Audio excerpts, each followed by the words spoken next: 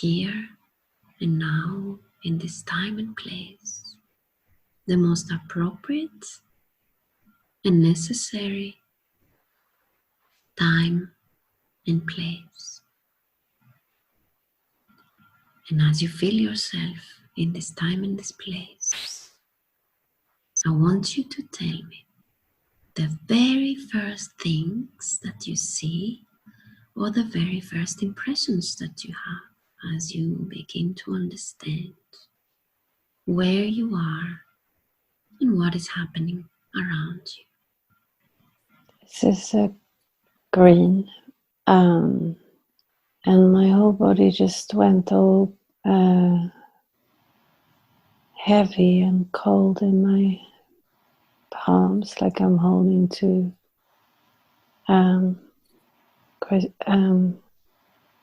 clear glass bowls. My skin is tingling, and just changing the color slightly, greenish blue. The color that you're mentioning, where is it? Where do you see it? I have entered into a globe. I was traveling through space, and then the destination was reached, and it is I am inside a sort of vacuum still. It's very peaceful, floating, and I have a sense of who I am. I have a strong sense of where I came from. Are you moving towards a certain direction as you're floating? We are, all of us, just quite still. And then it's changing color again to red. And I can feel it in my heart and in my throat. And I am beginning to scratch with my fingers this surface of this interior fabric or shield that I'm surrounded by. And it's nothing painful or violent. It's just it's meant to be opened. So I open it and I unfold quite big, kind of ready. I'm standing in this garden. Where are you standing? I'm standing in a garden, in a summer garden. Would you like to describe me what you see? How does this garden look like? It has tall grass. I'm wearing a hat. It is very kind of lush and untouched, just free. Has this red and violet beautiful flowers, white flowers. Has bumblebees. It has a sound of these tall weeds blowing in the wind, and underneath my feet is a little bit prickly grass.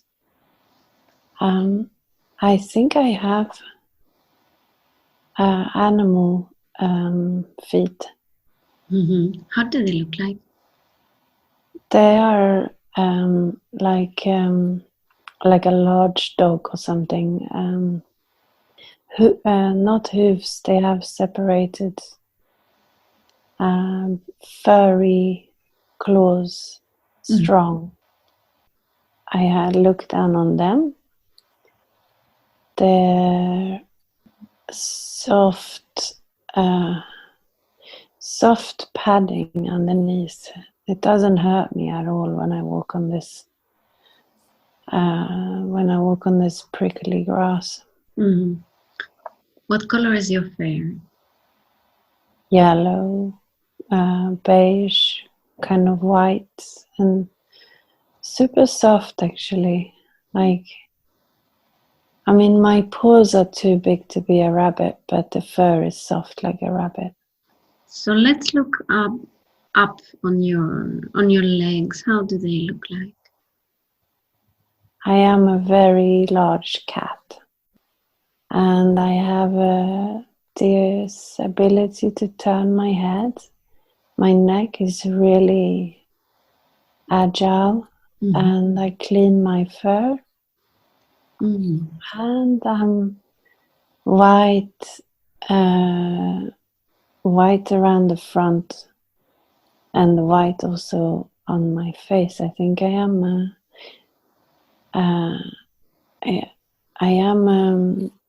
a sort of wild cat. Yeah, wild cats, a little bit furry inside my ears. Strong, I stretch out the front of my legs. I am like not afraid of anyone. I am in charge of many of the animals, and I'm not hunting. I'm just walking, agile, strong, looking. I have a special vision. Tell me about it.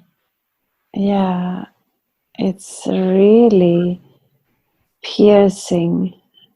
It has a kaleidoscopic effect. Like, I see the world tiny millions of squares, not just straight, but all around. I see colors, but I see like a mosaic. And I look, I turn my head left to right, and I walk into the tall grass, and there are babies there, my babies. I pick them up with my mouth, with my teeth, and then we start to play. How many do you have? 1, 2, 3, 4. I see 4. And they're crawling on me. I'm super strong and playful at the same time. They have respect. And they waited in the place where I told them to wait. They're really small, but just old enough so they can play now. And how do you spend your time? What do you do the majority of your time? I'm not with them the majority of the time. I'm out hunting, scanning. They look after themselves, and then we sleep together. When we sleep like in a ball, like in a furry embrace. Everyone's safe. I make like a round shape all around them, and they're learning about their environment. Do you have any friends? I don't have any friends. I am on my own. We lost our pack. There were many of us. We were an extended family. And in fact, this is not our environment. This is not our usual environment. It is hard for me to find food for them that's suitable for them to eat. Where are you now? In what kind of environment are you? It is hot, but it's not really hot enough for us. I see. Actually, I came before from the desert.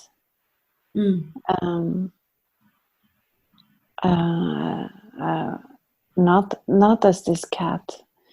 I came before this place. I came I was a little boy with red hair standing in the middle of the desert. And then I traveled to this other planet, other place through space to look after these children, babies, cats. I am not scared. I am very adaptable. So you mean before you get into that body of this wild cat, you were somewhere else? Before I got into this body of this cat, I was a boy. I was a little boy standing in the middle of the desert, but completely in tune with my landscape. Strong and able to read the horizon, able to trek, to walk for miles and miles and miles. Like I'm short, I'm not old. I'm maybe 9, and I'm wearing like a cowboy hat. It's it's maybe it's like a 1960s outfit, but it feels like another. It doesn't feel like placeable in time, and that is where I, in the middle of that landscape, is where I met the end of that lifetime and the beginning of the journey towards the lifetime of being a wildcat. I'm curious about this transition. Would you like to describe me how that was, that transition that you're talking about? Yeah, so I was standing looking for it actually. I knew it was coming. I'm standing in the middle of the desert and I have a 360 view. As a boy? As a boy, I'm looking around for something that I knew was coming. What was that you were expecting? And I knew it when I saw it, and it was an opening of the cosmos, like the movement of some very, very hot air. How the air becomes thick when you look through a candle, and it becomes distorted. But there was no heat. It was just very soft jelly. The air became soft jelly and see-through and purple, and millions of tiny little stars at the edges. It wasn't exactly a tunnel. It was like a kind of chaotic morphing shape that seemed to have a depth to it. So I just positioned myself horizontal to the ground in the mid-air and just was shot into it. The boy stayed on the ground, and the energetic essence of the boy or me was shot up and in. And in the initial flight, it felt like the inside of this kind of substance was wrapped all around me, just some space in between me and it was close. The cosmos, or the whole thing was very close into enveloping me, sort of, and then it just started to dissolve and open out to a very warm outer space where I was traveling fast, and then the pace slowed down, and then completely still, and I had arrived at my destination, which was this globe, green. Where you were in the beginning.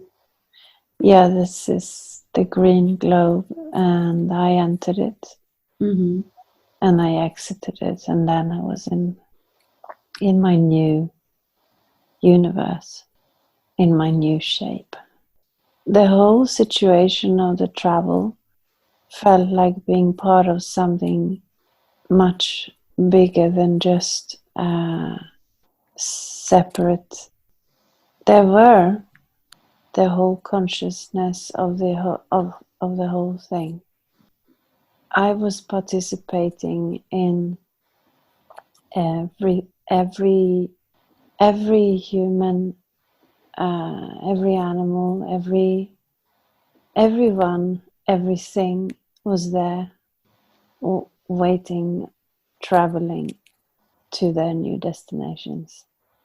When you say you were participating, what do you mean by that? I participating in a vibrational travel, in an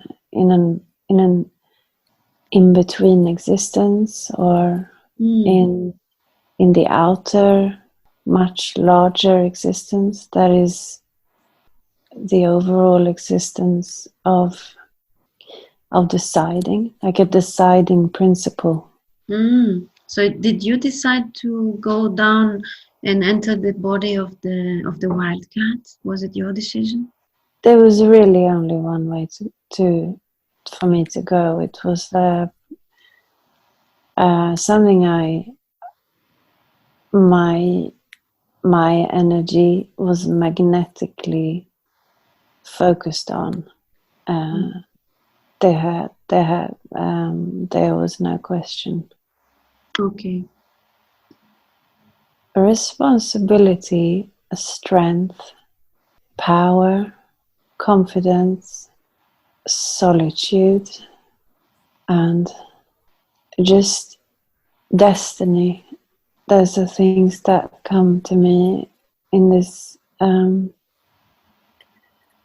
being, this animal being. That's what you wanted to experience. Yes, I needed to care for these small things because I knew I could. What did you learn from that life, being within that body, having that experience? Anything is possible, and there is nothing to fear. And life is playful the whole time. You can move like a graceful, strong animal. I learned that I can be trusted with the greatest responsibility of all. Can you tell me more about that? There was no question as to why I was called into that responsibility. I think something else was there before me, but it fell through. So in the end, there was only me. I was the only one who could come at that moment. In that time, I was the strongest one. It was like there was a line of us ready to enter. It was just my turn.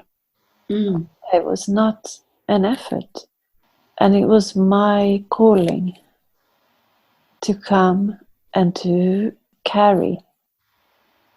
They can sit on my back also when I'm walking because they're super light.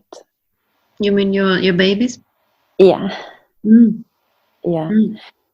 And sometimes I have enough of them, and then I swipe them off, and they roll down like little balls. They're not hurting themselves. And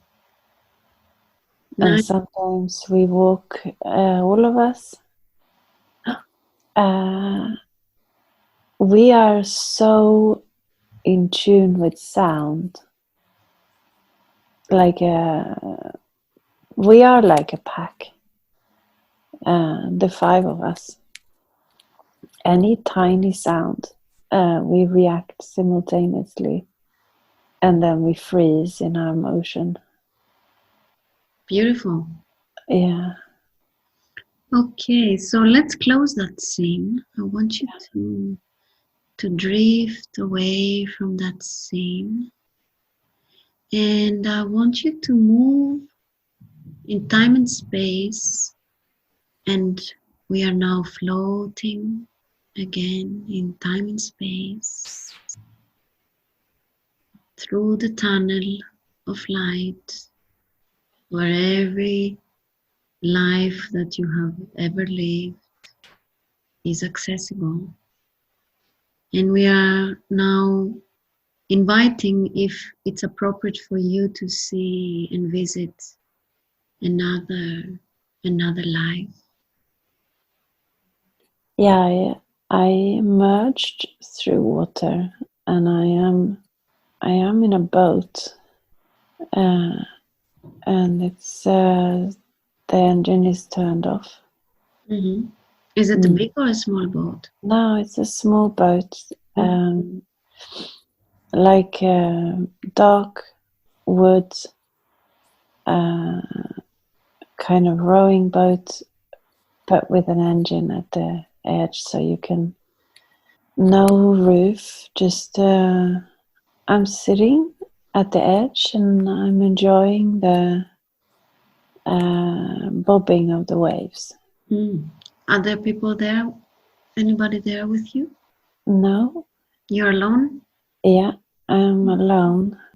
It's completely quiet and it's turquoise water. I'm used to this. This is something I do often. What do you mean? I often come out with my boat daily, probably.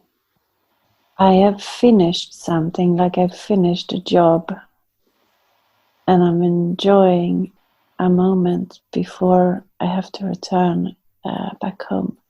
I see. How do you look like? I'm a man. My skin is dark and I have lines, but I'm not so old.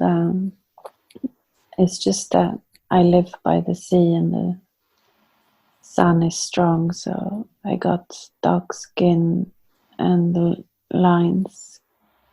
I smoke as well. I smoke a lot.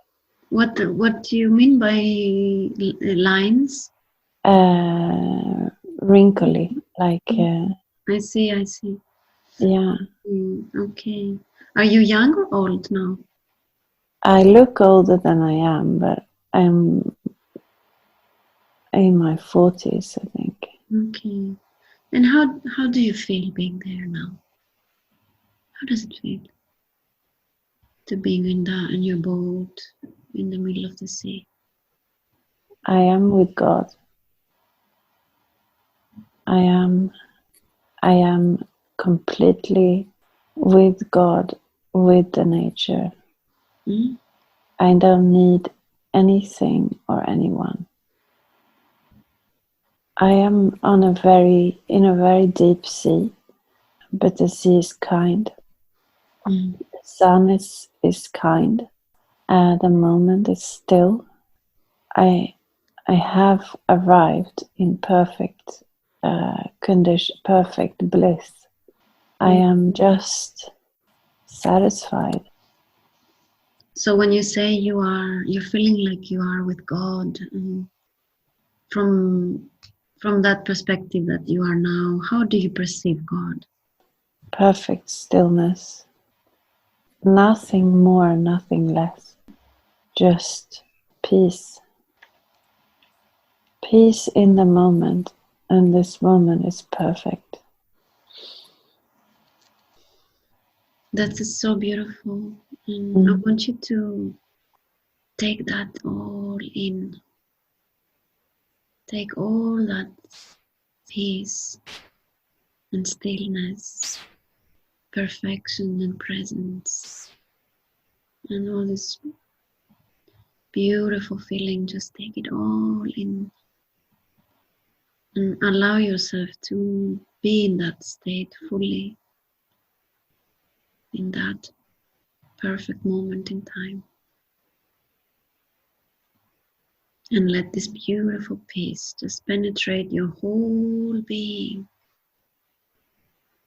And let the presence of God just surround you and penetrate all of your body, your cells, your bones, your blood,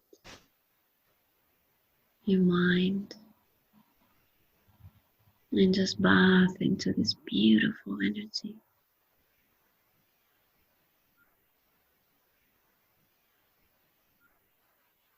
All right, very good, very nice. Okay, so I want you to drift away from that scene.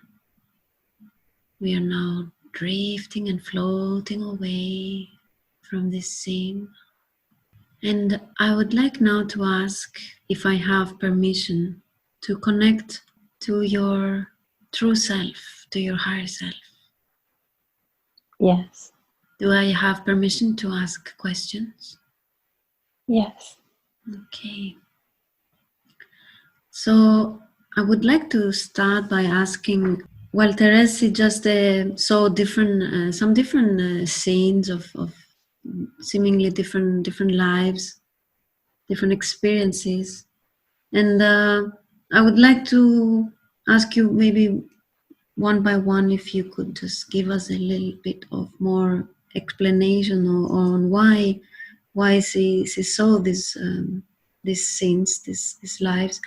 The first one she saw was her being a wild cat and caring for her cubs and feeling very strong and very happy. And would you like to share with us why did you want her to see this? What were you trying to tell her? I want her to physically remember her strength. And any idea that she has that she's fractured is incorrect. She comes from a long line of very, very strong, solid, intact, powerful, responsible, kind, caring beings. And anything else is an illusion. These beings that you are mentioning, would you like to tell her more about it? They are stubborn, sometimes completely nurturing, completely powerful, and self-reliant, resourceful, able, capable. They can take on anything. They do not fall apart. They're not that affected because they understand that whatever challenge is given is the right one. So this is, let's say, a race of beings that is her family. Yeah. So they just gently put her into this universe now for her to remind herself of where she's come from. So where do this where does she come from? Where do these beings, her family, where do they come from? They do not come from anywhere in particular because they've been scattered, actually. They've been scattered all across time, and they can look in any which way, but they have these capabilities that I described. That's what they have in common. And I want to tell her one more thing. It's that she's right to work through her body. Her physical strength is a way for her to connect to her true power. Can you explain that? Why would the body be the gateway? Because there's an idea that she has that her body is fractured. She sees her skeleton as cracked. Why she sees it in this way? Something happened? Something happened to her physical body where her bones were broken. In a previous life, yeah, she was attacked, and she was actually a prisoner for a while. Mm-hmm. It was a time punishing women. It was a female body. Mm. Her bones were cracked. Mm-hmm. And it was an endurance test. And at one point she lost her connection to her body, and she lost her sense of strength, and she lost also her faith. Mm-hmm. Mm-hmm. She lost the memory of ever having been a strong body. Her arms were up and her body was hanging. So she was still carrying in this life these memories of this traumatic experience that she had. Yeah. Okay. So this is not real, as you say. This is just memories that she had in her subconscious from other lives. But she's strong, right? Very, very strong. Okay. And you saw her this man on the boat. Very peaceful situation. Why did you want her to see this, experience this life? Because nature is essential to her, and the sea and the elements is essential to her, and she has a very strong connection to water. Is she aware of it? Is she conscious about it? Yes, but she thinks that she has to put it aside. She does not have to put it aside. She has to put it in front. She has to allow herself to submerge into water and to enjoy the natural elements often. So she needs to reconnect with water. Yeah.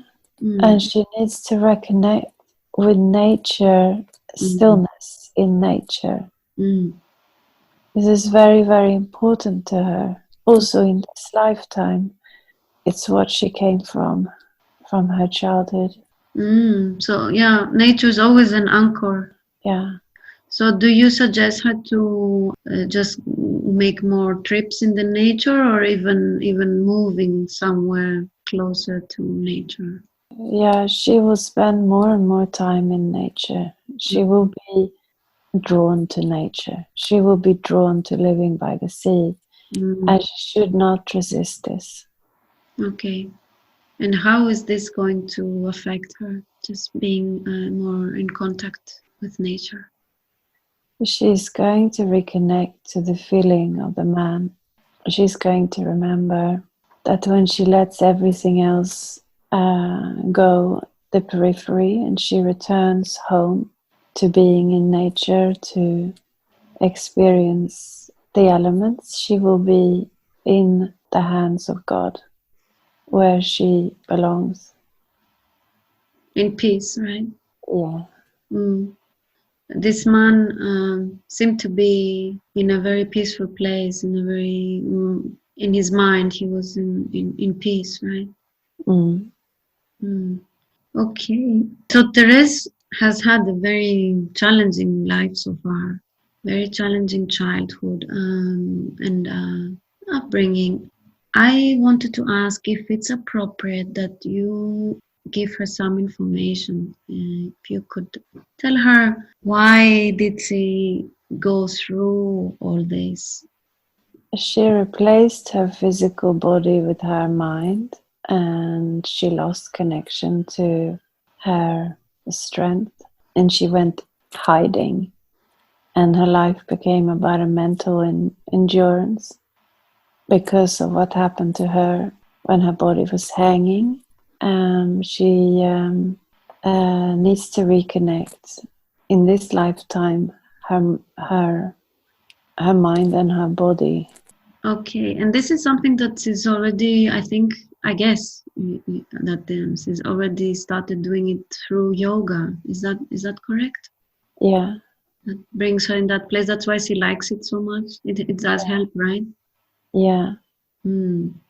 So is this going to help her? Is this stabilizing her mentally? Yes, very much. She also doesn't have to be afraid.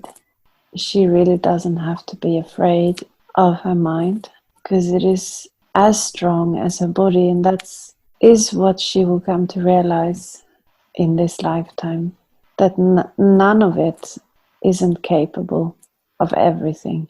She could walk the earth all around, and she has the power to achieve the things that she wants to do mentally. She has the capacity to hold herself and to open the doors without losing her mind.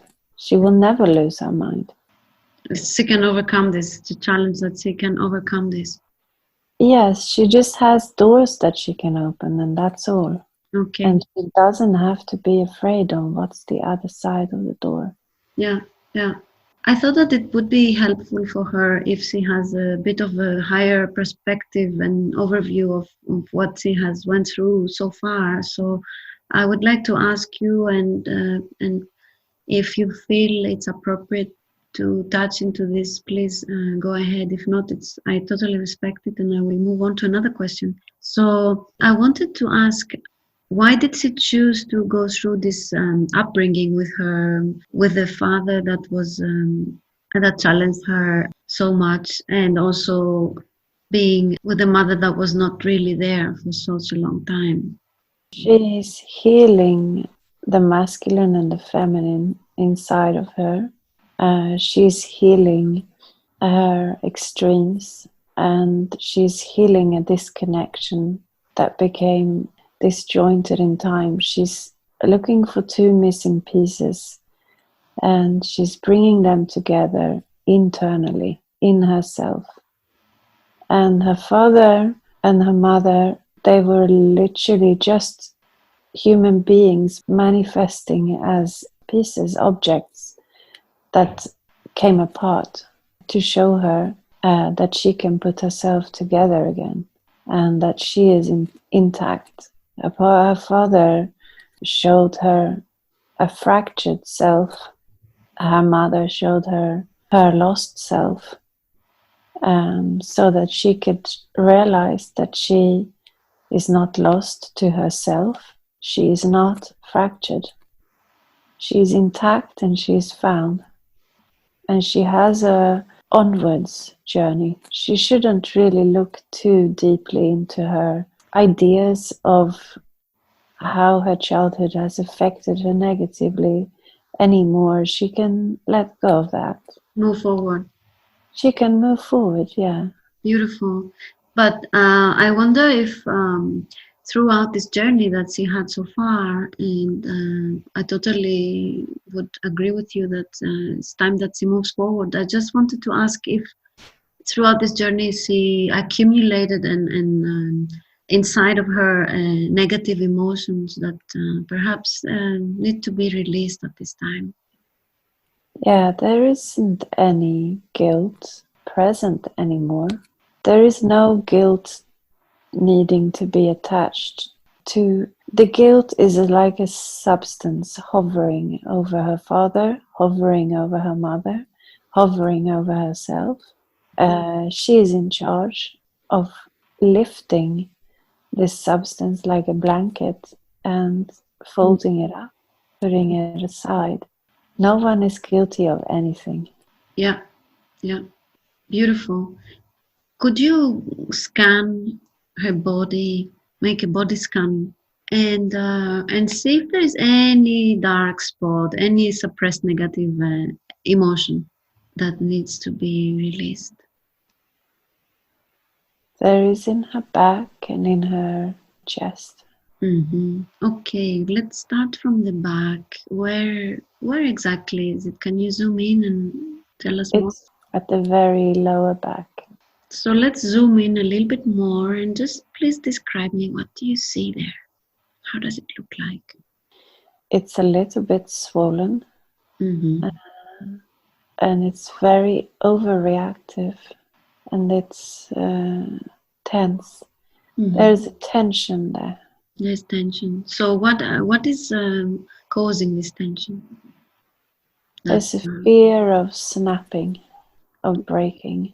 Fear of breaking, of herself, what we were talking about before, you mean? Yeah. Everything is centered there. I see. The fear of breaking in two. Yes. Makes sense, and that's the middle point, right? Yeah. This is also the core in a way of the skeleton. Yeah. If this would break, then the body wouldn't function properly. Yeah. I see. So there's this fear of breaking apart. So does she need to hold on to that fear? Does she need to still carry this fear inside of her? No. Is the fear is causing the overreactivity and the difficulties. So the fear, she cannot let go of it quickly. She needs to let go of it slowly. She needs to breathe it out. She needs to respect that it will move in stages, like layers. She will shed it, but each layer she removes it carefully, respectfully, because it was also her protection that she put there. Just now she doesn't need the protection anymore, so she will say thank you to this protection. Thank you so much for protecting me, and I will lovingly let you go. Would you like to guide her through the first step today, just to kick off this process, and also show to her how to do this step by step, like you said, gradually? Yes, you just focus your mind, your awareness on the area to the left and to the right of your spine and your lower back at the curve, and you feel how just outside your physical body there is a sort of cushioning. So today we're going to remove the cushioning on the outer side and the first layer. So you will just visualize your hands, your fingers, lifting off this first sheet of protection, and you'll feel lighter.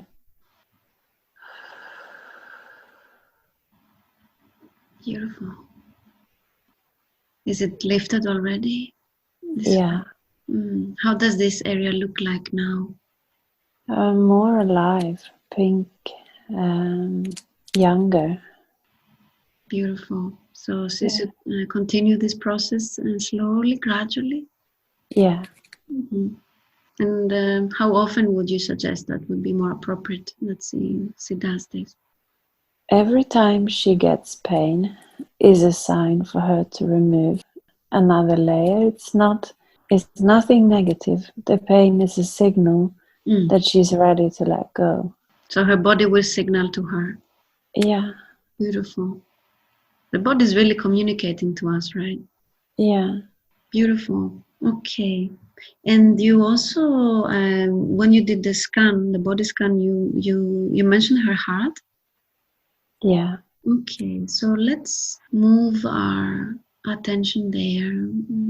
If you could please just zoom in her heart center, her heart area, and just let us know what do you see there? Her heart is strong and healthy. Her physical body underneath the protection is pure, but there is like an iron cage around. It's a bit heavy. When did she put this cage there? How old was she when she did it? She was a baby. Oh, that was early on. Yes, but she was able to take it off and put it back on for quite a long time, and then it became closed. So does this cage serve her in any way? Does it need to be there? Does it help her? It does not help her. Can you tell her why? It's heavy where it should be light, where you are light. It's an internal weight that you lift off so that you can understand that your love is expansive and very light to carry. Love does not affect you in the way that you imagine. Love does not make you weighed down and heavy. Love makes you lighter, and it's an interchangeable, inseparable thing. The love that you feel is also the love that you receive, and it can never take away. Mm-hmm. And what effect did this have in her life so far, this cage that she had around her heart? What were the consequences so far?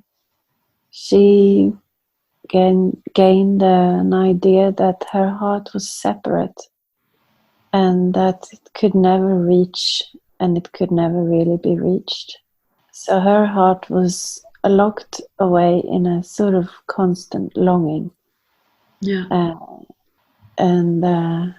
This is something she's very ready to let go of. I wanted to ask you before we proceed, did this affect her relationship, her love relationship? And if so, how? Yeah, this affected her love relationship. And she created an idea that love was longing, an unfulfilled longing, and dangerous, an impossibility. Is it possible that that's why the men in her life were unable to stay with her? Yes, that is correct, because she built the cage around herself. So actually, she could neither reach out nor be reached. And this weightedness that she carried around her ribcage took away the true association that she actually knows, that she has actually experienced, not a lot in this lifetime, but in all the other lifetimes, that love is not heavy. It is not love that weighs you down. It's the walls that you have built around your heart, stopping you from experience what love actually is, which is very weightless and immense and never ending. Yeah. So you said she's ready to get rid of that cage? Yes, but it's not going to be an easy thing. It's not physically difficult, nor is it difficult on every level, but her mind has to make a drastic leap. She can do this, but she has to believe it. And that is this challenge of this lifetime, to remember that love is not heavy. This is an illusion. Love is not painful. So I guess her conscious mind is present, is listening, right? Yes. So I would like to refer now to her conscious mind very gently and respectfully and say to Therese's conscious mind that if you allow this, you will be able to be free, and Therese will be able to be happy and peaceful and fulfill her mission. That belief is extremely important, and I know the conscious mind is always tend to doubt, but if it stops analyzing and doubting it and let what needs to happen without interfering, then we can go ahead and do this healing, and then nothing can hold Therese back from embracing peace and happiness. And there will be no obstacles, no restrictions, no limitation.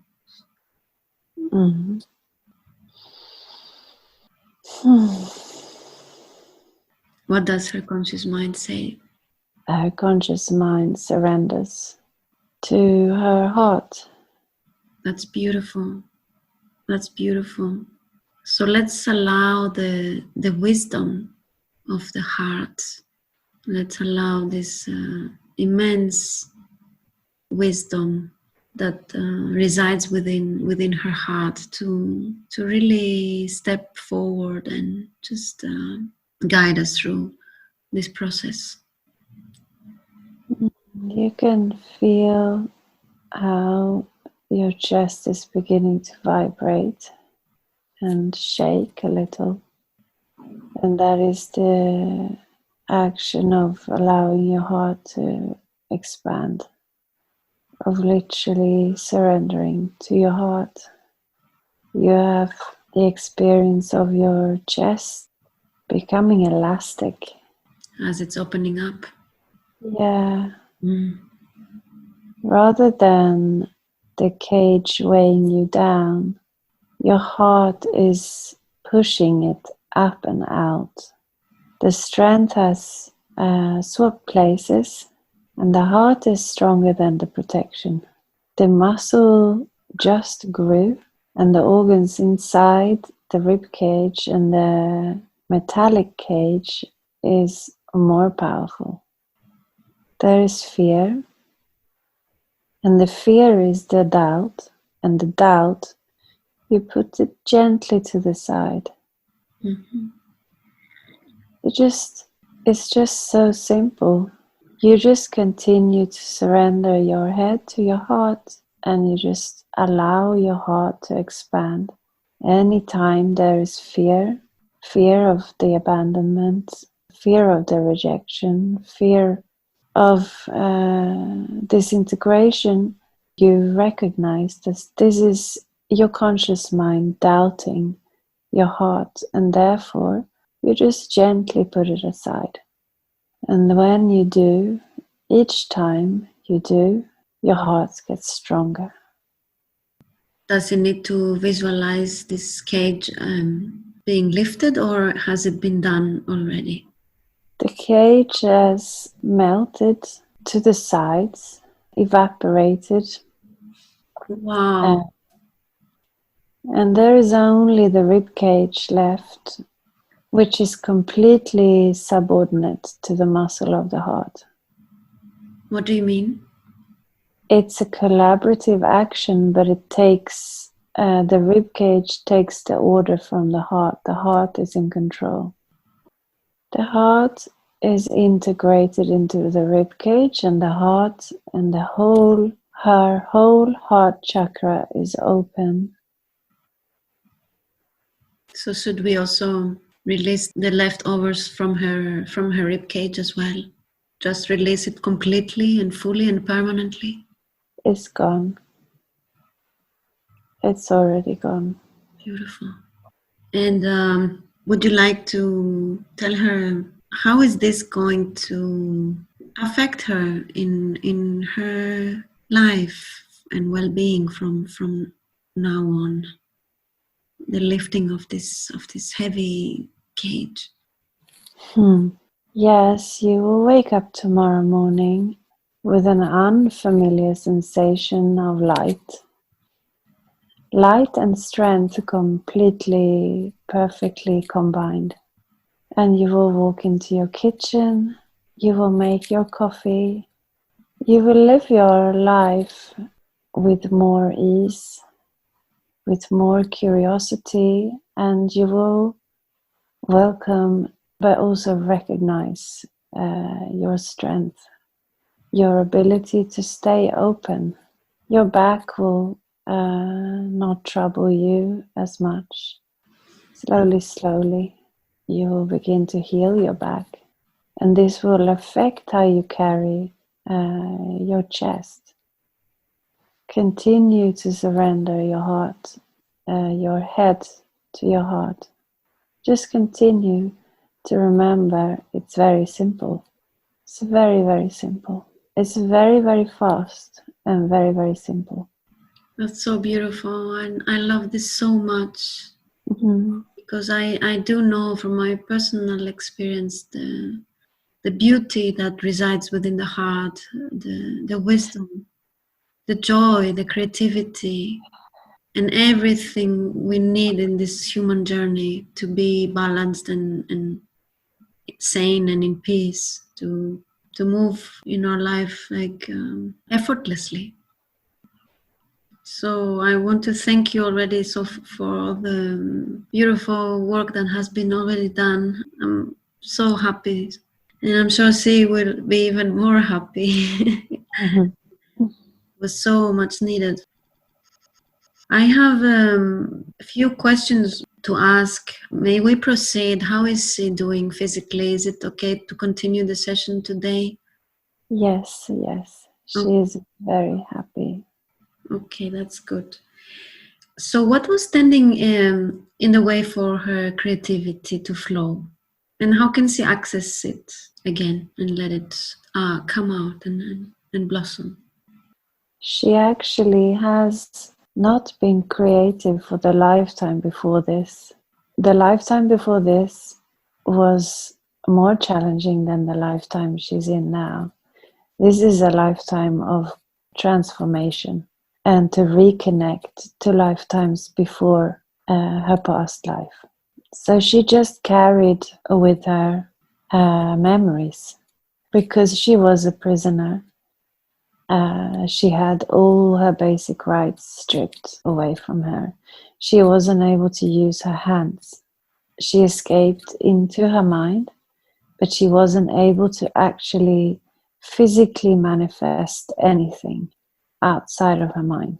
And this actioning is what she has begun doing in this lifetime.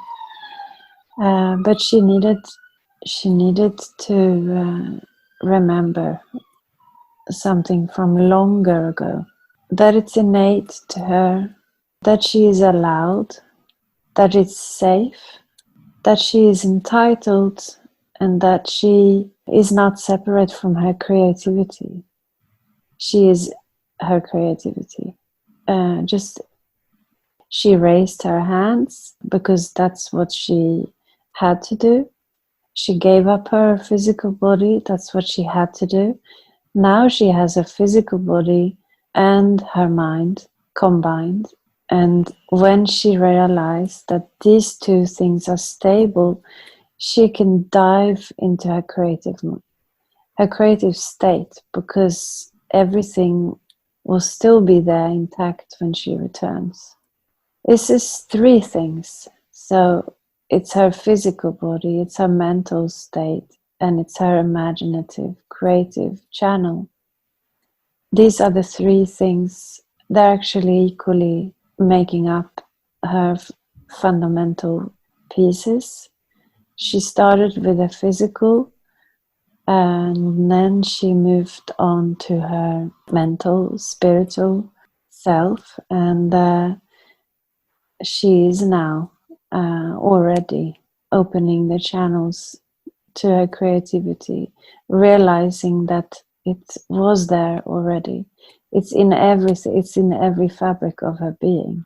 It's not separate. She doesn't need to go anywhere else to be creative. She doesn't need to do anything other. It's completely inside everything. And once she accepts this, sitting down, writing, it's just an extension of making her cup of tea or a coffee. It will just bleed into each other. It's so natural. Yeah.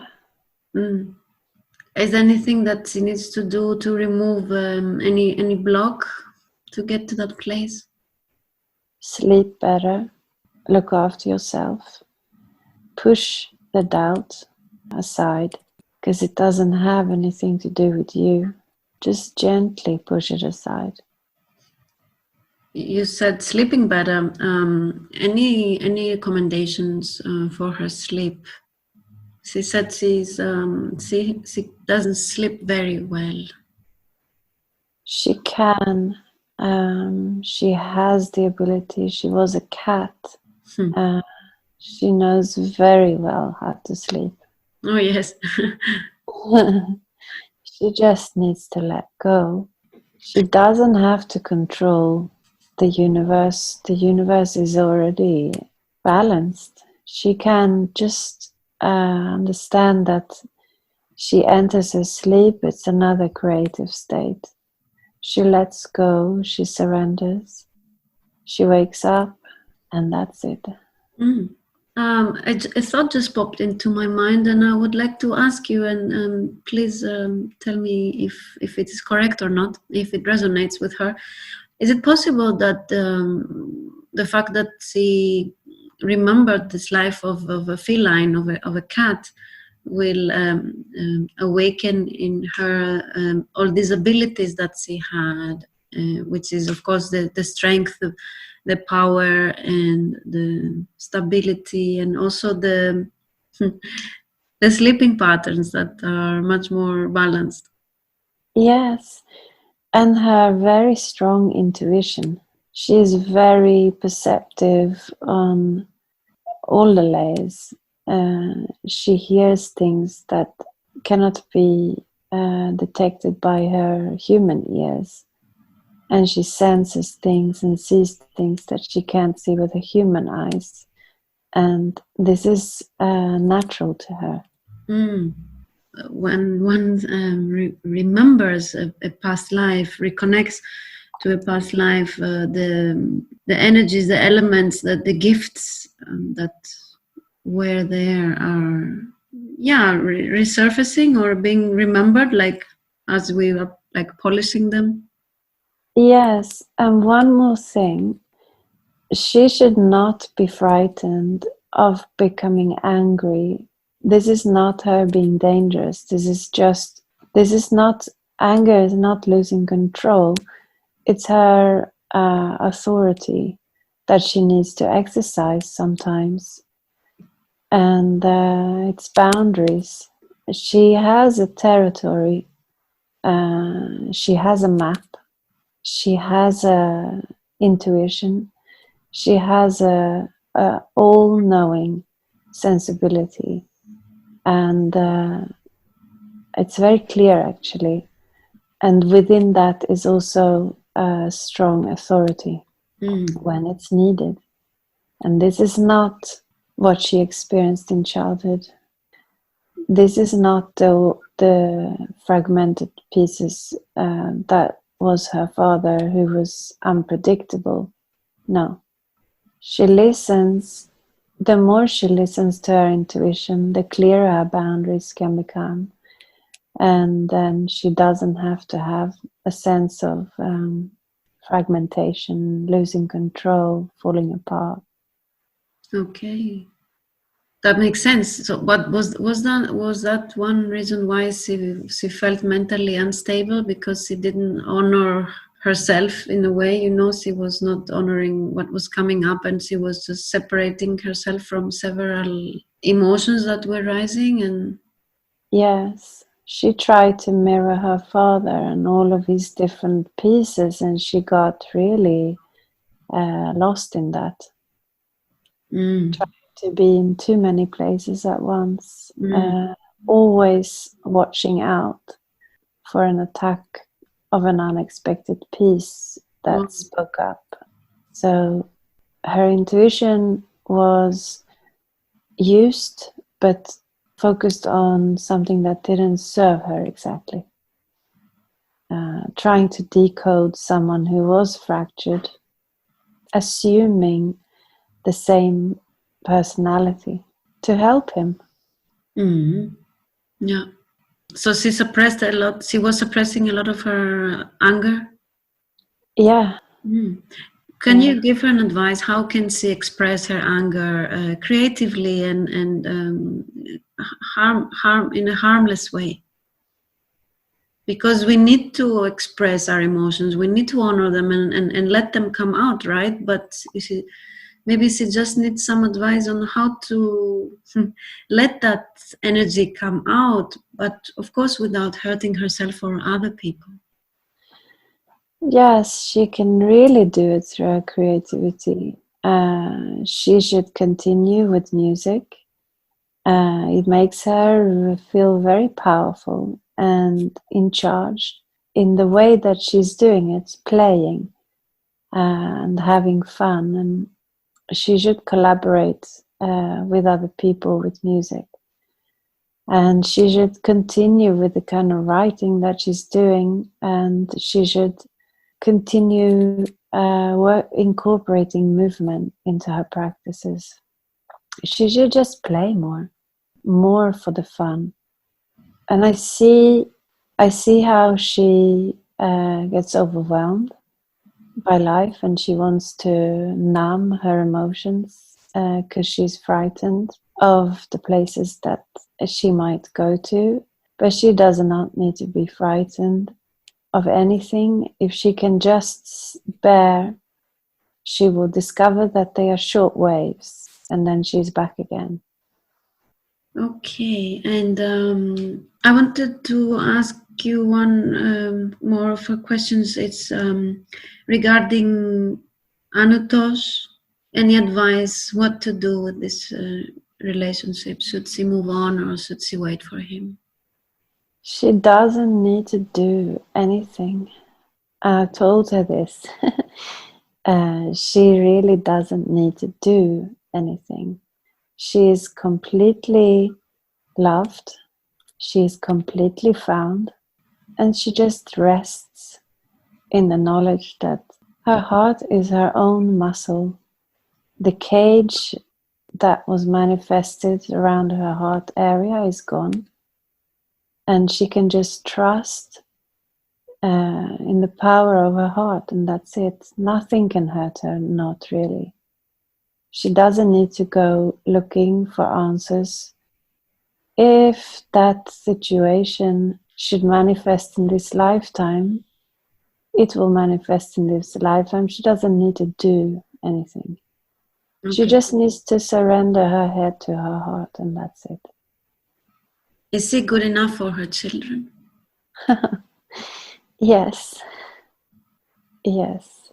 I had no doubt, but I understand that yes. Without sometimes. I guess she wants to be the best mother she can, right? She's the best mother she can. Mm. She's the best mother she can and more. Yes, she doesn't need to worry. So that the kids, they feel loved by her, they feel safe? The kids feel loved by her and they feel safe. They've seen her, they know her inside out. She knows them inside out. They've seen her make mistakes and they've seen her apologize and own her mistakes. And in that way, she taught them how to be human and compassionate. They're human and compassionate, and they love her, they respect her, they look up to her. They learn from her. Beautiful, beautiful. And how can then she get rid of the doubts of not being good enough? It's a shame to be tortured with these illusional doubts when she's doing such a good job. Is what she should put into her creativity. It's not a lot left. She will use this for her creativity, and she will find that substance, that source, will evaporate, and then what will feed her creativity is light and compassion and love and her imagination. She'll just channel it into its grief and its anger, its resistance. These are chains that she's breaking. Mm-hmm. Is she on the right path? Is she on a good way? Yeah, she is in a very good place, actually. Mm. Well, this is a question that came from me intuitively.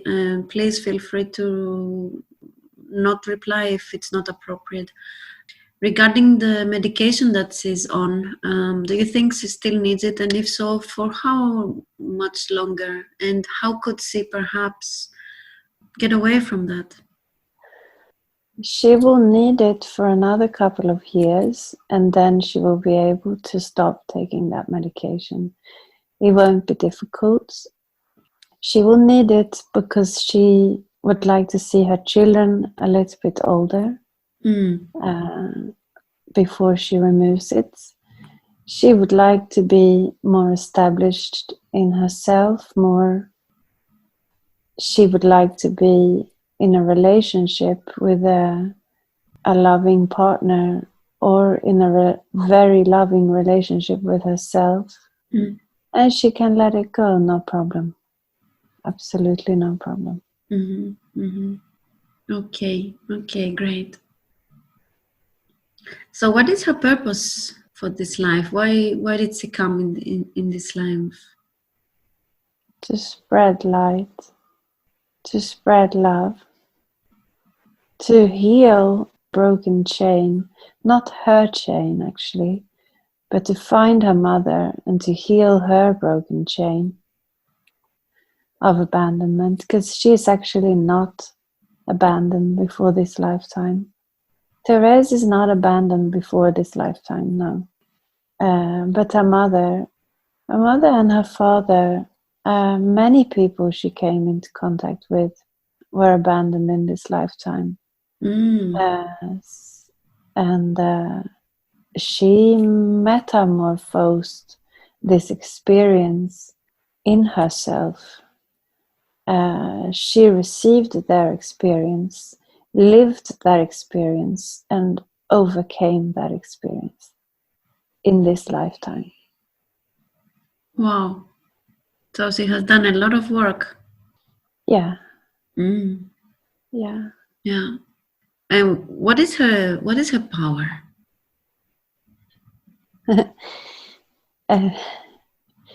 Her power is her never-ending, renewable power.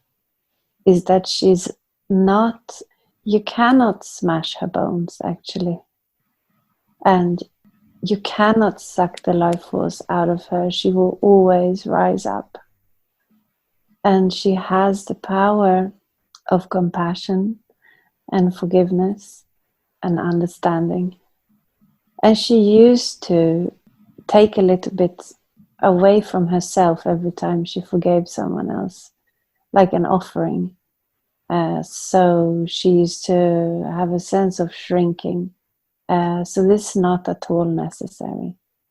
Rather, it's the opposite. Every time her forgiveness and her compassion increases, she also becomes bigger and stronger. Okay. I guess we have answered all her questions. I have one question that came through our discussion before we start, which is, and of course, again, if it's appropriate, you can reveal to her more information. If not, it's okay. So she was saying that as a child, she had these thoughts that as if she came from another planet, from somewhere else, that she was not native somehow to Earth. Do you have any comment on that? Yes, I want her to take this, what I'm about to say, and just take it.